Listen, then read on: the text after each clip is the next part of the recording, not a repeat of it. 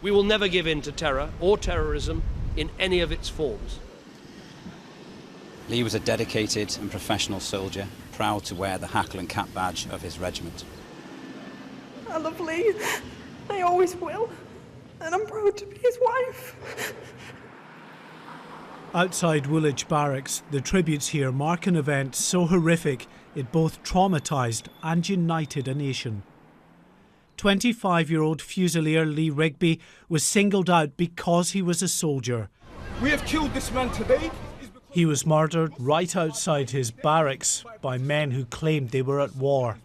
It's an eye for an eye and a tooth for a tooth.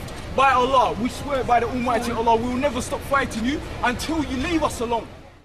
Michael Adebolajo and Michael Adebowale now stand convicted of murder by a jury who sat through weeks of harrowing evidence. The events surrounding Lee Rigby's death explored in agonising detail.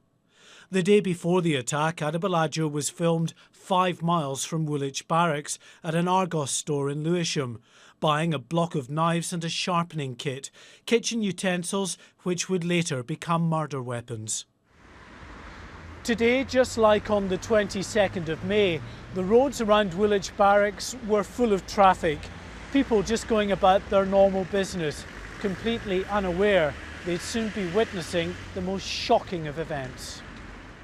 With his killers now circling the barracks looking for a victim, Lee Rigby, wearing his Help for Heroes top and carrying an army rucksack, was just moments away from the point at which his life would be ended so violently.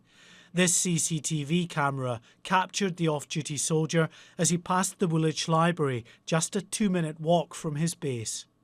As he reached the perimeter of the barracks, his attackers drove straight at him. By the qadr of Allah, by Allah's decree. In this later police interview, Adebolajo, his head covered in a blanket, gives a chilling account of those moments. Between us, we decided that the soldier is the most fair target because he joins the army with kind of an understanding that your life is at risk when you join the army, you know? So we sat in wait, and it just so happened that he was the soldier that was spotted first. The jury heard how Adebolajo had tried and almost succeeded in decapitating his victim.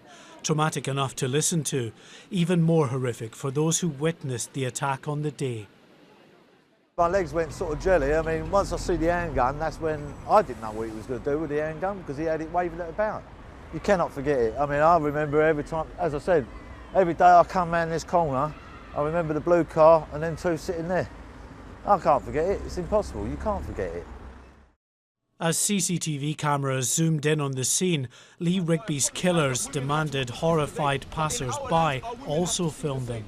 You people will never be safe. Remove your governments. They don't care about you. Having killed once, their next target was to be the police.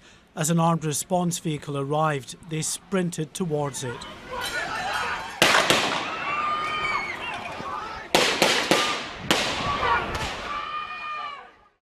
As both men lay wounded on the ground, the armed officers set about treating their injuries. They'd wanted the police to kill them. They sought martyrdom. They didn't get that wish. Nor did the jury believe any of their justification for the attack. The death of this young soldier was murder, pure and simple.